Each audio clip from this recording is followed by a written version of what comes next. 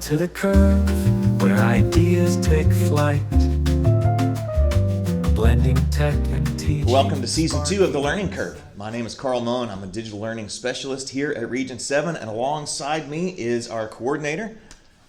My name is Cyndi. I serve as the coordinator for the Digital Learning Department, and I get to have all the adventures with this amazing group of people, and we're excited today to tell you a little bit about what's going on in our department. Absolutely. What is new in 25-26? The new projects that we have, some new initiatives that we're really starting, and really expanding some of what we've done in the past, and those are all really, really exciting. So I'm glad that you've joined us for this second season of the podcast, and we've learned a couple of things about podcasting as well, and so we'll see if we'll see if we do any better. I don't know, but I'm excited. Thanks so much for joining us today. So what is new in digital learning in 25-26? What are the new things that we've got going on, Cyndi? Well, I will say that since I joined this department, every day is a new adventure, and every day we are getting to work with new initiatives and just be strategically innovative in what's going on. And so new projects that are going on this year, one that you and I have really worked hard on. The first one is AI Alliance. Yes. I can't wait for next week when we get to do that first one. Yes. And AI Alliance will be just working with district administrators to build AI policy and vision so that we can plan intentionally for AI literacy. That's one of the big ones that's on my plate that I'm just super excited about. And I'm really, really looking forward to that. It's one of the things that we've talked about now for a while. And really starting to see how this is going to work itself out. And what I'm excited about with that is, as we've been talking about AI for the last 2 years, we started with this pitch that, hey, it's okay, the sky's not falling, it'll be all right, and trying to help teachers learn what AI even was. And one of the things that we kept hearing from not just teachers but from school leaders and administrators was, do you have any policy? Is there any guidance about this? And if you didn't know, the president has actually issued an executive order saying that AI will be addressed, will be taught in K-12 schools. And so what we're trying to do with the AI Alliance is take that into account, as well as the conversations that we've been having with school leaders about what does policy look like and how can we help set some maybe standards and some guidance for our teachers and even our students. Because the conversation has changed over the last couple of years. It's no longer really what is AI and how might this impact us. It is in so much of everything that everyone does every day. Yeah. And it will be in our students' future. Absolutely. And I think about that is, what are we doing with AI to intentionally impact kids' futures so that they are future ready? And so talking to district administrators about how do we set up systems so that our teachers know what's going on, so our kids know what's going on. And by going on, I mean, do they know how to use it in the correct ways? Yeah. Because it's kind of like that thing that, if you don't teach a mischievous kid about something they want to know about, they're going to use it anyway, and they're going to use it maybe not in the best way. So if we're intentional with, okay, teachers, how can we use this for efficiency? How can we use this to take our kids even deeper in what they're thinking? Students, how can you use this as a tutor or a thinking partner, or to make your research go easier? Like, how can they do that? It will be in their lives. Yeah. And so I'm very passionate about helping create a space, as you say, create a space that these administrators and these teachers can come to talk about, well, what does this look like in our district? Right. Because you've made the comparison that it's like whenever the internet came. We had to create systems to use the internet. Well, now AI is here. It's that next big disruptor. Right. And so what can we do? And it's been so much fun planning this. Yeah, absolutely. We have so many exciting people coming. Oh, I know. And that's, I think, what's maybe, if you'll let us be nerds for a little bit, that's probably the thing that I'm looking forward to the most, is speaking with, I hate to use the word influencers, but speaking with people who are, they work with schools all over the country. Yes. They have, they've they work with vendors and tools and all kinds of things. And so they're intimately connected to the research that's going on behind AI in the classroom. And we have some people coming, physically, and some people joining us via Zoom. Yes. And so very, very excited about that. And not that their voice is the only voice that we need to listen to, but it just gives us sometimes a different perspective. Because of where we live, we often have this collective idea of what AI is, and to hear somebody outside of that, I think can be really beneficial to I us. like the word opportunity for that. It's an opportunity to step outside what is our norm right now, because AI use and policy is being built around the nation and around the world. Right.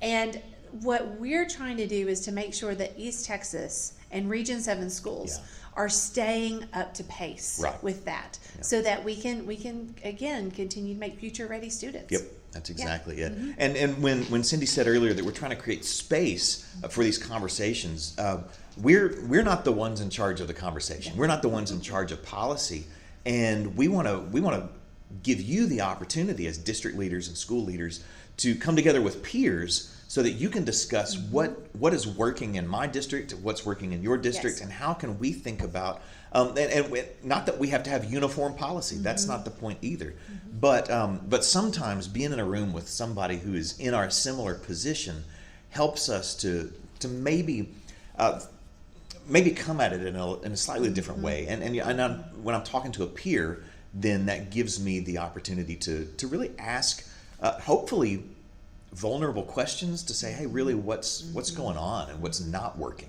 and maybe that's the other thing is to look at what works but what's not working, so that we can protect our students from maybe those pitfalls there. And districts are in that space right now because I know I joined this journey this year, but in the layout of timeline of development that we've looked at, it was in 23, 2 states had policy. And then last year, 20-something had policy. And now 30-something have policy, if I'm remembering this correctly. And so everyone's in this space because we know that we're going to develop systems, we're going to implement systems, and then best practices to go back and look what worked, what didn't, how do we refine. And so we were very, I think it's a privilege that we're able to be in this room 100%. with these AI experts, to be in the room with these school district employees as they make this policy. So it's one of the highlights of my year. I truly cannot wait. No, to very get much. rolling. Looking forward to it. And the other thing that we're going to give you if you're coming to the AI Alliance is really not just the space, not just the conversations, but actually some real take home work. Cyndi has worked really hard creating an AI integration tool to help you really think through every step of the process, because sometimes it's not that we don't want to do it, it's that what's next? What's the next thing I need to consider and need to work on? And so that's the other thing that we're trying to prepare you with, to give you that much. Trying to give us some considerations, Absolutely. some key ideas and questions to think about, some exemplars and templates. We wanted to flesh it out so that, again, you can choose what's best for your district and what you're ready for. But we wanted you to have something that you could actually take and build to implement. Also, something that we're excited about is we're working in partnership with a company called masterycoding.com in order to provide, it's called Essentials of AI for teachers, and there's even an essential of AI for students. And we're going to create a space so that we can just create AI literacy. That's the first step. What is it? How do we use it? How is it used for good? So that we can create that vision around how we're going to use it in our district. So that's another exciting thing that we'll be providing. Yes, and Mastery Coding is going to come up in just a minute too, so keep listening, because we've got some really exciting things that with the partnership with them as well. So the next thing that we have, and this is launched, it just launched at the end of July. And so this is a tool that we have been working on. It's been in development really for the last year and a half at least, and the last year we really spent quite a bit of time, and some of you really helped us in the development of this as we were working toward getting a product out to you that can help you score your ECR responses. And there's if you're taking Mockstar, if you're taking benchmarks or anything like that, where you would have that level of ECR writing, this can help you score those, and it can give you some feedback on that. And this is our WriteAlign ECR scoring platform. And I'm really excited about this, because as we've seen it with in practice with teachers, it does score your ECR samples, but as Cyndi likes to say, that's only 10%. And I think that's actually a really generous number. I think it might be less than that, about 5% of what the tool can actually do. And we're learning what the tool can do every single day. And so we're really excited about what WriteAlign can do, how WriteAlign can help you in the classroom and help improve your students' writing.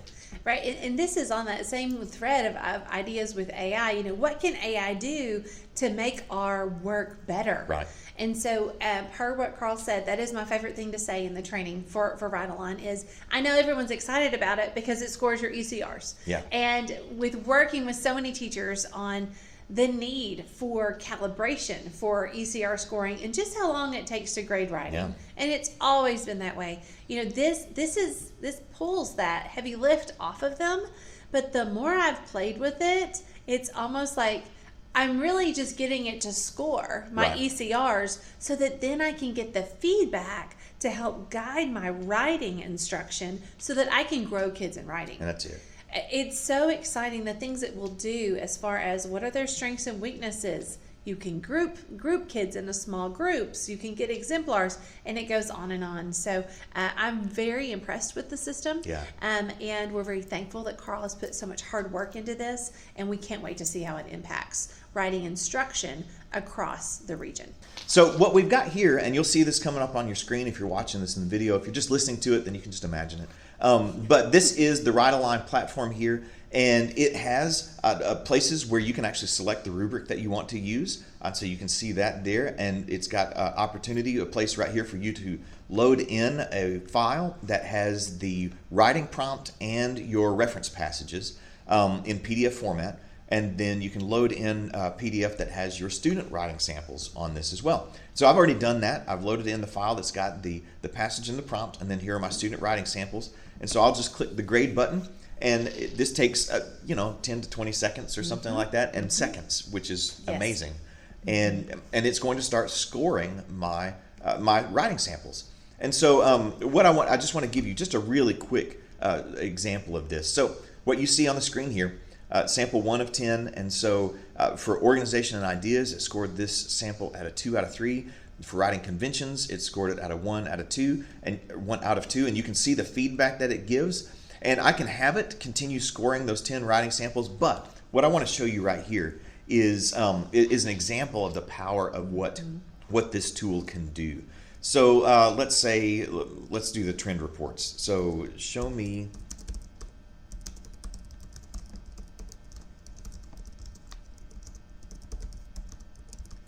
So I'm asking it to show me the trend reports for all 10 writing samples. So even though you don't see all 10 here, it did score all 10. And so I'm going to ask for that. It's going to, what this is doing is it's showing me across all 10 of these writing samples where students had some success and then where they have some opportunities for growth. And what that does for me as the teacher is now I don't have to spend time designing lessons for an entire group that might not actually help that student. Right. Because I want to maximize the amount of time I've got in the classroom because nobody has any time. Right, especially when it comes to writing, you've got to look at what are my real tier 1 needs. So you can focus in on that and work through the whole gradual release process there. And then if they're doing great with central idea, then let's move on and let's talk about how to explain evidence. And so this can give us more, I believe, confidence and guidance on how we can make more targeted tier 1 instruction decisions. Absolutely. And so what you see here on the screen, what are some strengths? Central idea, that was a strength that this group of students had. Text evidence was a strength that they had. They were finding appropriate evidence from the text. But areas for growth, organization and structure, and then I love this one, the second one. They were finding text evidence, but they're having a hard time actually connecting that evidence to that central idea. And we see that. That's a very common theme. And then writing conventions. And then I love this, suggested instructional focus areas. It's already giving me some places that I need to focus to improve my students' writing. And that's the thing. This is showing you the score out of 5. And so if I can improve their score out of 5 by 1 point, then I've improved their raw score by 2. And that's dramatic change when you're talking about the total score. It is dramatic change. And if we have this powerful tool at our fingertips from the time we begin working on ECRs this fall, and we can make those strategic moves to grow kids a point at a time. I truly believe that we're going to see some growth. Absolutely. In our students' ECR scores. Yeah, I think so too. So this is a really, really brief look at this platform, but just everything that this can do. And what's been the most exciting thing for me when we demo this and when we're training teachers on this is they'll ask, can it do this? And we're like, yes. I don't know, let's find out. And it's constantly impressed me with what it can do, and it's just you just thinking of what do you want to see and how can it help your kids. So what I want to challenge us to think about is, yes, this is going to score them, but how can it help our kids? Yeah. Right? Like going into using this, that should be the mindset. It is an ECR score, but how can I use this to meet a need that all writing teachers have asked for years? To actually do that. Right. So, and I want to say, if you want to know more about WriteAlign, contact Carl or I, and we'll set up that demo to let you see that, because this is something that we are on the road. Yeah. And on the computer Yes, we are. demoing pretty regularly, and we would love to share with you as well. We really would. We really would. So those are two brand new things that we're doing, AI Alliance and WriteAlign. Those are new services that we have for this year. There's another thing that we did last year, but this year it has grown exponentially. There's so many opportunities. Like Michael and I can hardly keep up. I know. Michael Pettit is one of our certified librarians of record, but he loves eSports, and that's what we're going to talk about next. And there are so many chances with eSports to provide opportunities to students. That we truly are at a really exciting time where we're getting to build this baseline of opportunity for East Texas kids. And it's not just about playing games. No, it is not. It's not at all. There's such a career path opportunity there. In fact, we have our first PLC for eSports coming up on September the 9th. And at that meeting, we're going to have Brownsboro ISD present on the great work that they've done. And they've got kids who've gone to school on scholarship. Then we're going to have Baylor University come to talk about what it's like to work with eSports at the university level. And then we're going to have Mastery Coding come again, because Mastery Coding, they offer the curriculum courses that help you get to industry-based certifications within eSports. And that right there, I think, is the magic word. It is. Because when you can get into those CTE pathways and when you can get those industry certifications, you've really leveled up student outcomes. You're really trying to prepare students perhaps for career in gaming or game design or something, maybe something else, and you're just expanding their opportunity. And that's where I really think the power of this comes in, because not only is it about playing the games, not only is it about learning coding or learning game design, not only is it those things. Once you open up that door, then you've got now, and this was mind-blowing when I first heard about this, you have game casting, shoutcasting, where you're you've got commentators, sports commentators who are calling these games and talking about strategy and talking about what the people are doing behind the scenes. You have, if you start filming things, you have hair and makeup. And you have all of these interesting, interwoven, connected pieces, and all we've done is start playing video games. Right. Except that's not all we've done. So what we're finding, we've done some research, and this is out of California. And so what they found is that kids who get involved in eSports are typically kids who don't have a space elsewhere. Or you will have groupings of kids in eSports that wouldn't group elsewhere. And so it's opening doors for more kids to get involved. And what they found is their academics are better, their attendance is better, their discipline is better, because they have somewhere to belong. And when they have somewhere to belong that can then give them and open up career path opportunities, I think we're just check. It's a win-win. Every time. And you know, I think about, I've got my own children, and one of them very much wants to go into computer programming and coding, and he is not the athlete, but he will find a space in this space. And so it's wonderful and such an opportunity and privilege to be here now. And so we really encourage you guys to to think about esports as this is a career path. Yes. Whether they're playing games or whether it's leading them to a different area of career path, but it definitely opens up doors for them. It absolutely does. And what I'm excited about, because we dabbled in this a little bit last year, and we had a lot of fun, and we saw quite a few students come. We Cyndi mentioned Brownsboro, and if you watched our episode on eSports, and if you haven't, you need to go back and watch it. It's a good one. It is. It's a lot of fun. Yeah. If you watch that, we interviewed those guys, and just seeing how this has we're honestly late to the game a little bit. Yes. And seeing how it's already developed. But what I was so excited about, especially with our second tournament, is we saw so many schools who that was the first thing they had ever done. Yeah. And they just said, hey, let's see if we can do this. And they just jumped in. And I know there was a school who wrote a grant to get equipment. Yes. And then there's some other schools who have really leaned into creating even spaces on their campuses for after school practice to come together as a club. And so we're really seeing some great opportunities all around the region, and we want to expose more schools to that. And so that's why we're doing this. And the opportunities have been almost boundless is what I have found, because at this point we're having more schools come, we're seeing those kids get plugged in, but then we're having different colleges reach out and say, we want to be a part of this because this is now something they can go to college on scholarship for.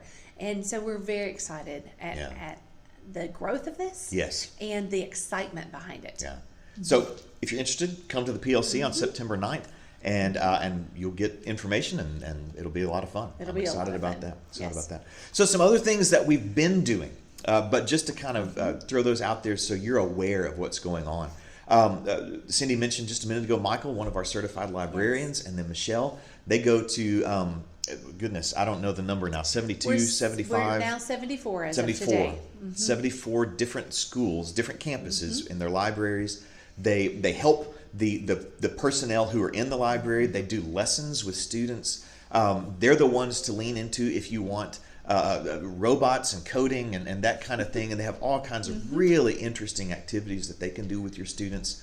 And so if you're not a part of CLOR, I don't know that we have any more space, but we would still love for you to be a part of it, because Michael and Michelle, they're tremendous. They do such good work, and they help to fill that gap, that space where a lot of schools don't have library personnel any longer who are actual librarians. It's really important now too, because there is some legislation around libraries now. Senate Bill 13 has some pretty strict requirements on that, and so that has been a big piece of their work because they need a certified librarian in that space to be able to meet those metrics. So we're really proud of them and the work that they've done.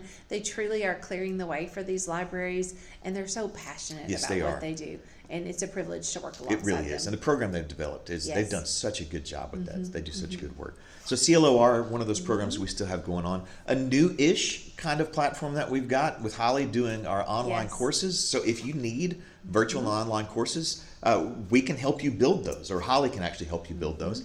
And she's very good at it. And so that's just a space, another place for if it's PD that you need to get out to your teachers, that's timely and asynchronous. They can jump in and they can take it on demand.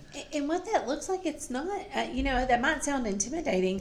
Excuse me. How do I work with somebody to build an online course? And it could be, you could just send her an agenda and she can make it, or a PowerPoint presentation that you need turned into an online course. She can help you at any level of support to make these online courses. She is a true master. I believe this summer alone, I saw her learn 2 more platforms to develop online courses. And she truly does a wonderful job. So she is happy to support a district in making online courses if that's a need that they have. Yep. So reach out to us about that. We still have some blended learning opportunities where we can come and help coach and help talk with you and help even what is blended learning and kind of talk you through what that might look like. We've got some opportunities through even the state for some reimbursement if you want some coaching in that. And then there are some opportunities through the LASSO grant, through Tier 2 instruction, and we're working with our curriculum department on that as well. Right now we've got a pilot going with those who have been working with the Bluebonnet materials, just to let them see what blended learning could look like to work with Tier 2. And so that would be something we'd love to talk to you about, because blended learning is just best practice. It is agnostic to whatever you're doing and going on. And so we truly are passionate about, we use best practice because best practice gets those results. And Carl and Liz have done some incredible work in our department of becoming certified blended learning facilitators for the state, one of 3 ESCs in the whole state, and I'm incredibly proud of them. And we would love to share with you what we know and what we can provide to you at a reimbursable rate. Absolutely. So reach out to us and let us know if that's something you'd be interested in knowing more about. Definitely. And then on top of all of that, we still do training here at the Service Center. We still have sessions that are about digital tools, that are about Google, that are about AI, that are about anything and everything. And so we still do training here at the Service Center. You can look up the calendar on the Region 7 ESC site, and we'll come out to your district. And we and I'm really excited. Some more districts have taken advantage of that because if you belong to the Digital Learning Co-op, part of that service arrangement is that we will come do PD in your district over what you need us to. So we've done blended learning, and we've done artificial intelligence. We've done Discovery Ed, which I'll come back to that in just a second. Yes, absolutely. We've done some different trainings in district for people because it meets their need at that time. It doesn't have to be a whole day training. We'll do PLCs, we'll do 1-hour workshops, we'll do half-day workshops, whatever fits best for you. And even if it's just a department in your on your campus. Absolutely. Because we want to be of service to you.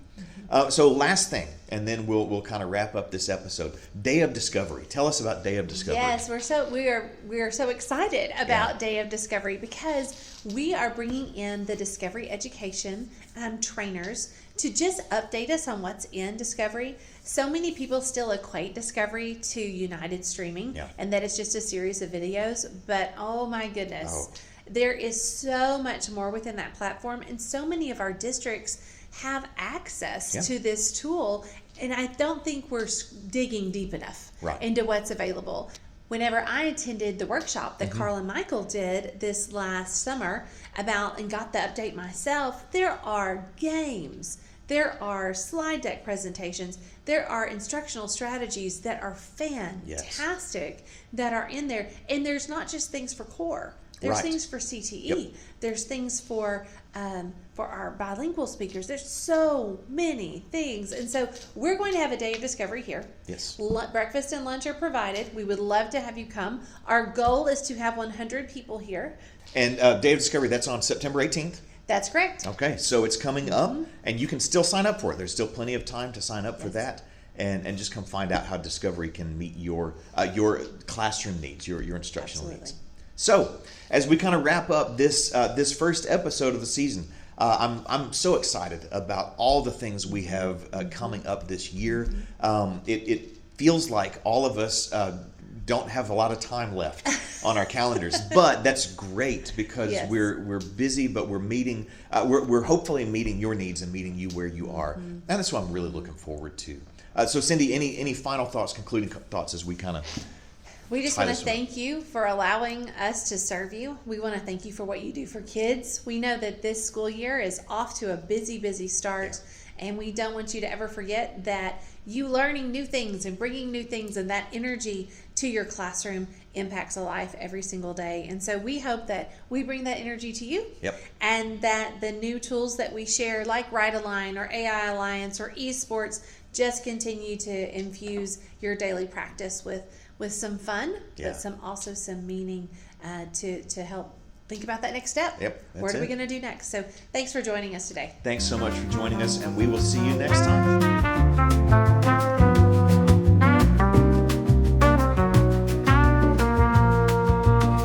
Welcome to the curve, where ideas take flight. Blending tech and teaching, sparking insight.